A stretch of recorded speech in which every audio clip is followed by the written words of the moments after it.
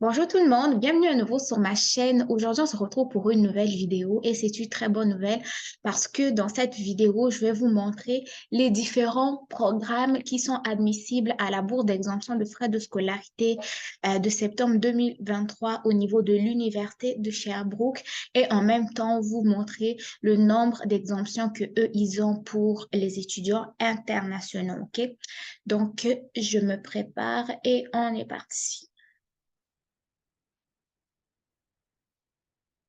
Donc, comme le message qu'on avait vu il n'y a pas longtemps sur Internet, c'est que les universités et les cégeps avaient un nombre limité de bourses d'exemption qui étaient donc offerts aux étudiants étrangers.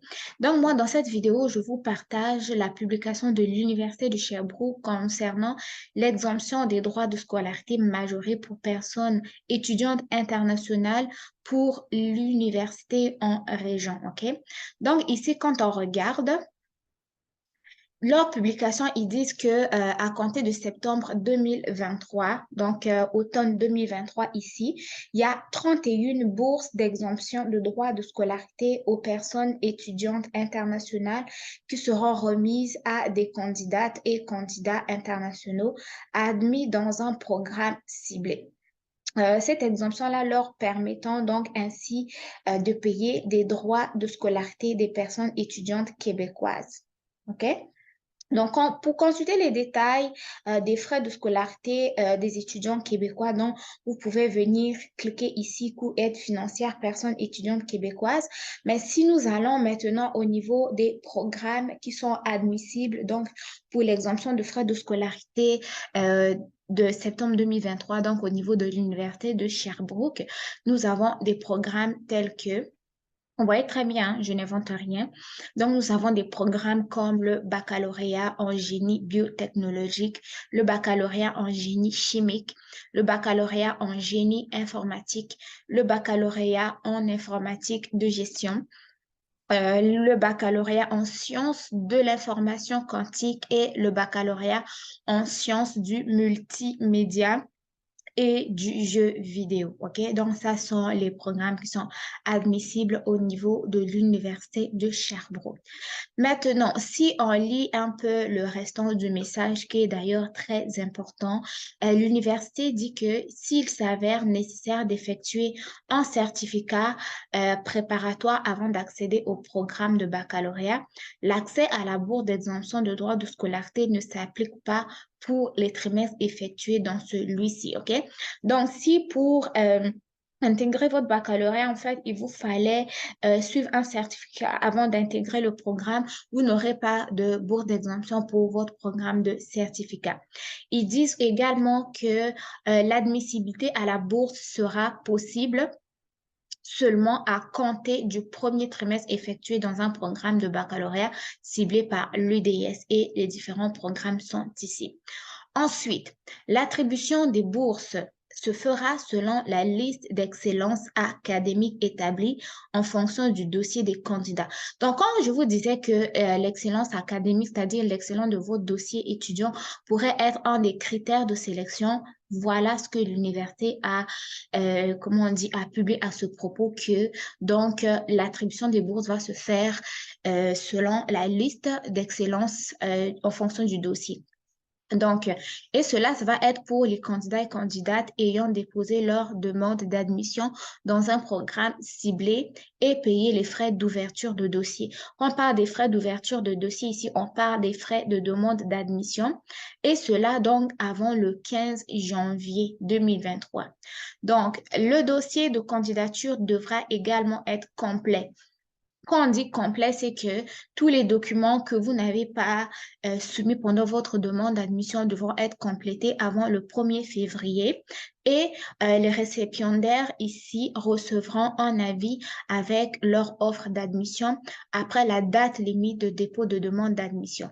Le dossier des personnes candidats qui auront reçu leur offre d'admission avant la date limite sera bien évalué lors de l'étude des candidatures pour l'obtention de bourses d'exemption.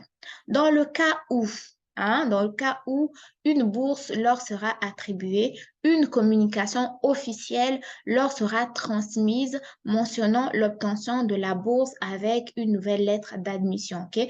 Donc, vous voyez très bien ce que l'université dit à ce propos.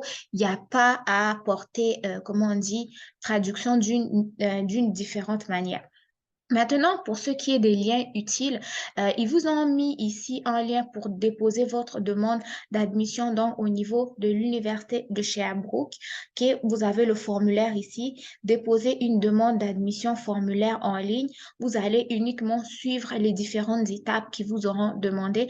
Pour ce qui est du programme, je viens de vous montrer les programmes qui étaient admissibles et à l'étape numéro 2, vous allez donc venir faire une demande d'admission. Maintenant, en dehors des demandes d'admission, on va aller voir le second lien utile que vous ont mis, c'est la date limite concernant le premier cycle. Quand on parle du baccalauréat, on parle du premier cycle. Et d'ailleurs, les programmes qui sont admissibles au niveau de l'UDS sont les programmes de premier cycle, les programmes de baccalauréat. OK? Donc, au niveau des dates limites, vous devez regarder ici. Donc, il faut regarder ici les programmes à temps complet. Pour les candidats québécois, le trimestre d'automne, donc la date limite, c'est le 1er mars 2023. Candidats canadiens hors Québec, c'est le 1er mars. Quand on parle candidats canadiens hors Québec, donc c'est des candidats canadiens mais qui vivent dans d'autres provinces du Canada. Et candidats internationaux, donc c'est le 15 janvier 2023. OK? Ça, c'est pour les dates limites ou dates courantes. OK? Donc, il vous faut vraiment vérifier ici. Ça, c'est pour les programmes de baccalauréat, certificat et micro-programmes. Cependant, ils ont une autre section ici qui sont écrits candidat international. On va regarder si c'est différent. Donc, au premier site, date limite pour le dépôt de demande des candidats internationaux pour le trimestre d'automne, ben, c'est bien le 15 janvier, trimestre d'hiver le 1er septembre. Et ils disent que lorsque vous aurez reçu une confirmation de votre admission, sachez qu'il faut prévoir un délai minimum de 3 à 4 mois pour l'obtention de votre permis de séjour et de délivrance de tous les documents nécessaires à votre entrée au Canada. Il faut entreprendre ces démarches sans délai lorsque vous recevrez l'offre d'admission de l'université. OK? Donc voilà les gars, c'est ce que j'avais à vous présenter concernant les programmes admissibles pour septembre 2023 au niveau de l'Université de Sherbrooke. Sur ce, moi, je vous mets le lien en bas d'information. Si vous voulez, on va aller cliquer un peu ici pour voir combien est-ce que vous allez payer si vous payez vos frais comme un étudiant québécois. OK? Non, par exemple, cours en vigueur trimestre d'hiver 2023 ici pour le premier cycle, OK? Pour le premier cycle ici, par exemple, les frais d'inscription, c'est 37,72 $. Les droits de scolarité, c'est 1 398 $, environ 1 400 $. Les frais afférents, c'est tout ce qui est association, tout ce qui est, je sais pas, gym, tout ce qui est fondation de l'université. Ensuite, il y a des frais d'association étudiante aussi, que je pensais qu'ils étaient là-dedans, mais apparemment non. Il y a des frais de campagne de la fondation qui sont 18. Donc, en gros, une session va vous coûter 1 800 $, OK? Au lieu que ça vous coûte 11 000, des fois même 31 000 $. Donc, vous voyez que ça a réduit quand même de beaucoup, là. Ça a réduit de beaucoup. Mais ça, c'est aussi, vous voulez aller à l'université. Je vais vous montrer dans les prochaines vidéos. Pour d'autres universités, vous allez quand même pouvoir comparer les prix. On va aussi aller regarder au niveau des cégep pour vous donner une idée sur ce qui pourrait être plus avantageux pour vous. OK?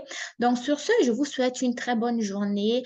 Passez des bonnes fêtes, bonne année, tout dépendamment à la date à laquelle je vais sortir la vidéo. Sinon, prenez soin de vous et je vous dis à très bientôt pour de nouvelles vidéos. N'oubliez pas de vous abonner et de mettre un gros pouce bleu. Bye bye!